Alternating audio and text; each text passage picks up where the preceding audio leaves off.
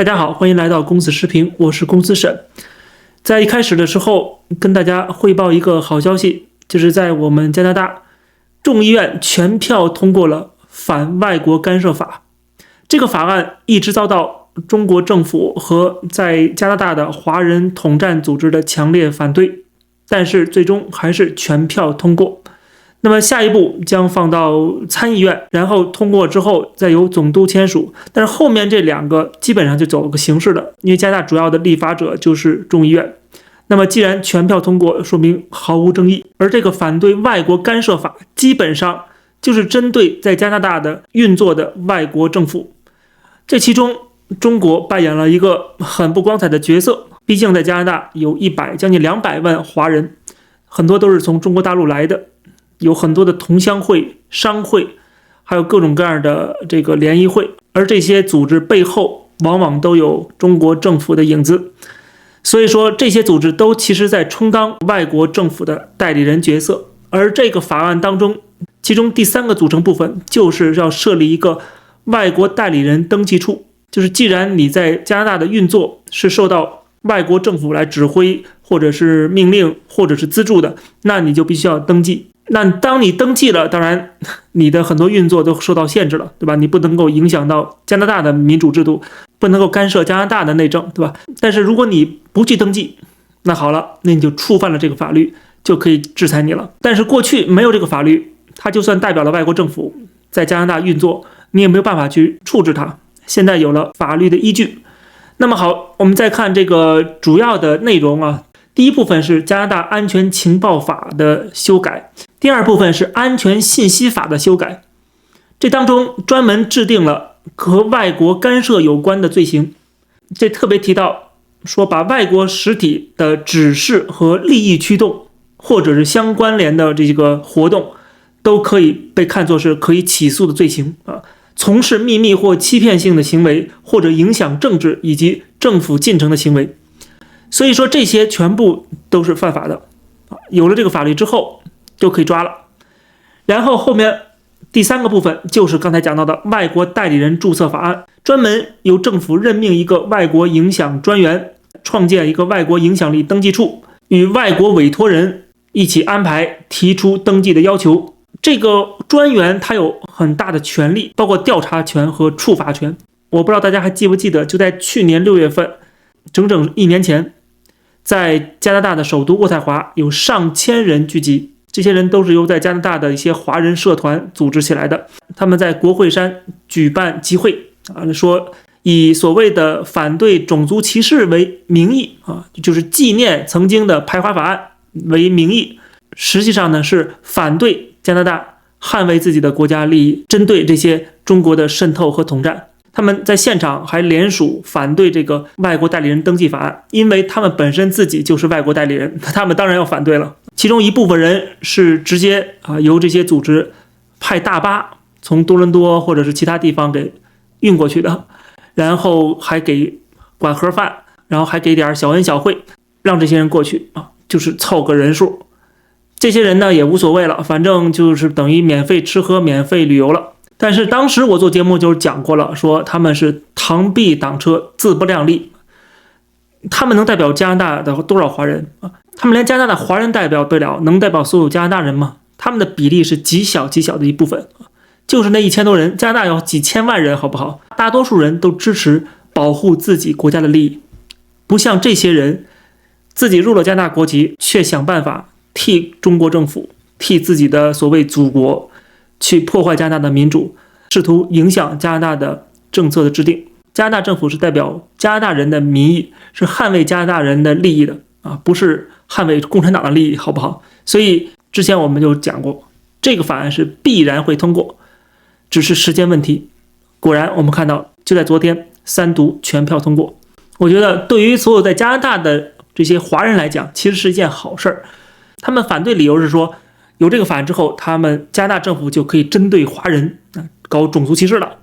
这是他们的一个非常牵强的理由。但很明显，加拿大政府如果真的搞种族歧视的话，就根本就不让你来，好不好？他们既然欢迎了中国来的移民，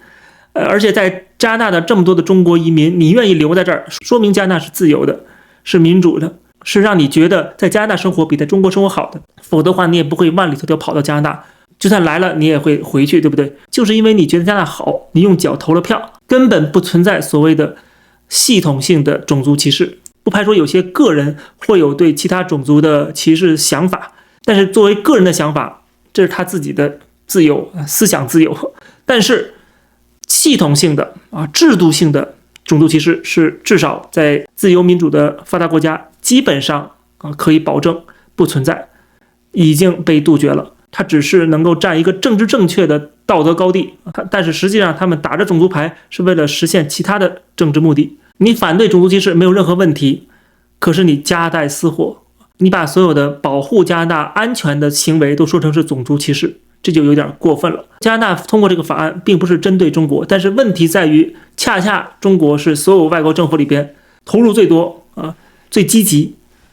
最有影响力的势力。甚至今天加拿大的现任的参议员，华裔的现参议员也是跟中国有说不清道不清的关系。哪怕我所在的万锦市的副市长都被加拿大的媒体曝光出来，一直是中国政府统战的对象，而且是成功统战的对象。所以在中国不断的把手伸向全世界的时候，那么西方国家一定会陆陆续续的对中国的这种渗透和统战更加的谨慎和警惕，他们也会制定相关的法案，然后来试图阻止中国破坏这个国家的利益，影响这个国家的施政。这个是大势所趋，毫无疑问。五眼联盟有4个国家都通过了，就差加拿大了，现在终于补上这个窟窿。当然了，具体的这个法案通过之后如何去运作，要靠行政部门，所以说真正运作起来还需要一段时间。但是这个趋势是一清二楚了。为什么说对华人是有利的呢？就是这么做可以阻止中国去利用华人去推进共产党的政治议程。有了这个法案，杜绝了中国把手伸向加拿大，控制和利用加拿大的华人，反而可以让加拿大的华人摆脱这种质疑。没有法律的时候，大家都是怀疑，可能会歧视你，但是有了法律，要歧视也是歧视那些触犯法律的人，对吧？所以说有法律反而是对加拿大的华人是一个保护。好，那这件事情就讲到这儿啊。未来有什么更多的信息，我会跟大家再讲。那另外呢，我最后再讲一下最近7大工业国 G7 峰会召开了，包括拜登在内的7国领导人共同发表了一个联合声明。这个声明当中多次提到中国，我们可以看看这个声明当中涉及到中国的一些内容。美国之音做了一个翻译，说这个声明强化了对中国的批评措辞。首先一上来，坚决反对中国持续的支持俄罗斯的国防工业，因为现在俄罗斯是一个侵略者，你现在支持侵略者，你是什么意思？所以他专门写到说，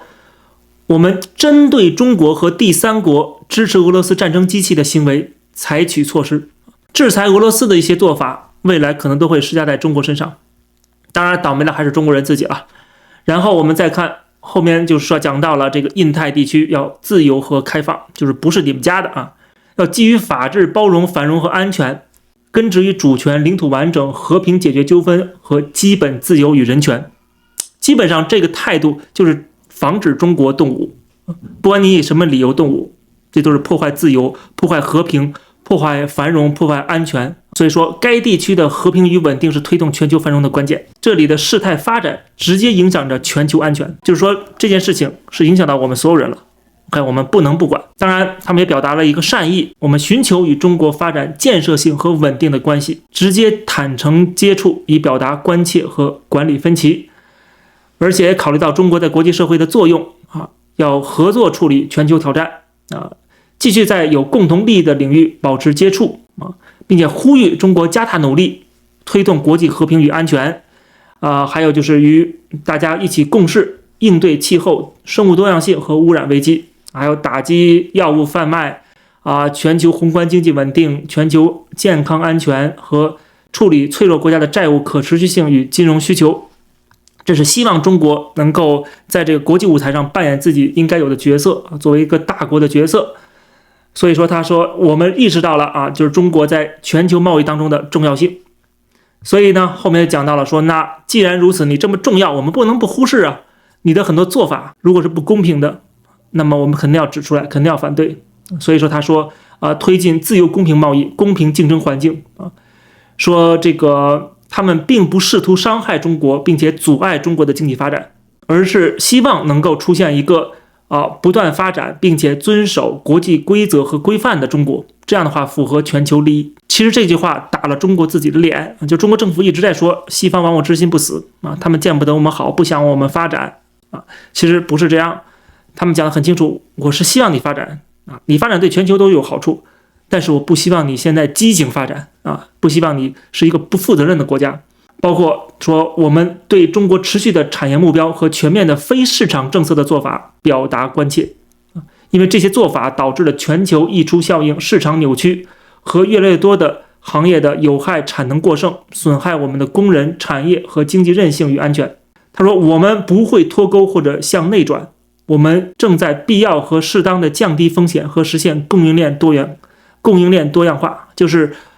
我们实际上就是所谓的这个去风险化用这种方式来对应你，而不是你所说的我们要跟你脱钩。然后说我们呼吁中国不要采取可能导致严重打乱全球供应链的出口管制措施，特别是针对关键矿物的出口管制措施，就是说中国为了报复西方，那可能是限制一些关键的这个矿物，就是稀土，他们说我们都反对。然后说这个通过外交努力和国际合作，特别是在这个世贸组织当中的合作以鼓励公平做法，增强对经济胁迫的韧性。这个经济胁迫当然就是中国对这些国家了。然后说我们必须要保护这个工人，保护企业，对吧？这是他们的责任。然后呼吁中国信守在网络空间负责任行事的承诺，你既然承诺了，就要履行你的承诺你就应该防止这个恶意的网络活动就是因为这些活动威胁我们公民的安全隐私，破坏创新，危及关键基础设施，就是中国的黑客攻击。然后说重申海峡两岸和平与稳定对国际安全与繁荣的不可或缺，并且支持台湾有意义的参与国际组织，包括世界卫生大会和世卫组织技术会议。在不需要国家地位的情况下呢，就是以成员身份参与。那么如果需要这个国家地位的前提条件，那么就以观察员或者嘉宾身份参与。总之你既然是世界卫生组织，对吧？世界人民的健康，你不能把这2300万人民当作空气，对吧？然后说七国集团成员关于台湾的基本立场没有改变，我们仍然重申一个中国，就是今天的中华人民共和国代表中国，而不是所谓的中华民国。然后呼吁和平解决海峡两岸问题再次强调和平。接下来同样说到这个东海和南海的局势继续强烈反对任何单方面以武力或胁迫方式改变现状的企图，并且反对中国在南海危险地使用海警和海上民兵，阻碍各国的公海航行自由。越来越多的针对菲律宾船只使用危险动作和水炮表示严重关切，基本上就是这些国家站队站在菲律宾这边谴责中国，而且说中国在南海的主张没有法律依据反对中国在南海的军事化、胁迫和恐吓活动，再次强调联合国海洋法公约的普遍性跟统一性，然后重申了2016年做出的这个裁决说是具有重要里程碑意义。当时仲裁庭判决中国败诉嘛，但是中国不承认嘛。然后说又再一次的说对中华人民共和国对俄罗斯的支持深表关切呼吁中国敦促俄罗斯停止军事侵略，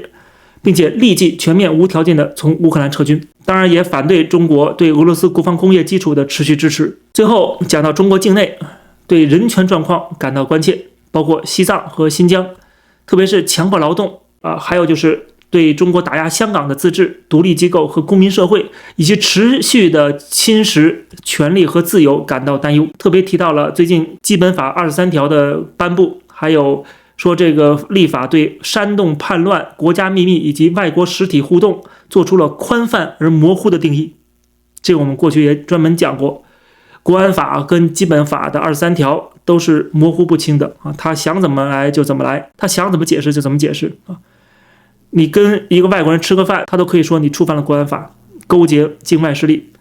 他说我们对利用这些法律压制香港和海外异议人士表示关切，包括这个出于政治动机的检控。这种事态发展将使香港的生活、工作和经商变得更加困难。这其实是一种警告这7个全世界最发达的国家的一个联合的警告，对吧？当然中国肯定不会听了所以说他未来可能会面临8国联军吧，或者7国联军啊，还会再来中国一次，很有可能。这是未来的事儿了。然后最后说，呼吁中国不要进行和纵容旨在破坏我们社区安全和民主机构完整性的活动。这个讲的是中国的手伸向这些国家的内部，要求中国按照维也纳外交关系公约和维也纳领事关系公约的义务行事。那么这也就提到了刚才我讲到的加拿大啊、美国、澳大利亚、欧洲一些国家都有相关的法律，因为中国不遵守维也纳的公约，那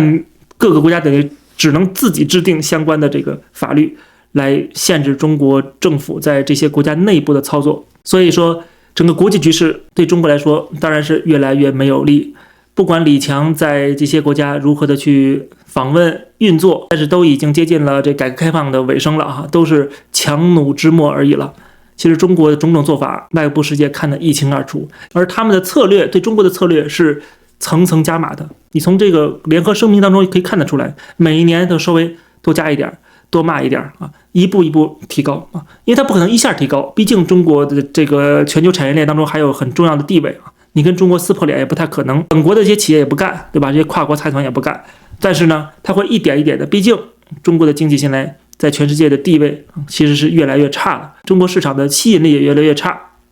外资也不断撤离，中国内部的经济出现严重的危机，所以说慢慢，西方跟中国实际上是处在一个脱钩的进程当中，而随着脱钩加剧啊，我双方互相的不再依赖了，或者依赖性越来越弱了，那么当然措施就会越来越严厉了，因为对中国的市场和中国制造的需求已经越来越少了。好，这期节目就跟大家先聊到这儿，感谢大家收看，欢迎大家点击订阅这个频道，别忘了点赞、评论、转发，我们下期节目再见。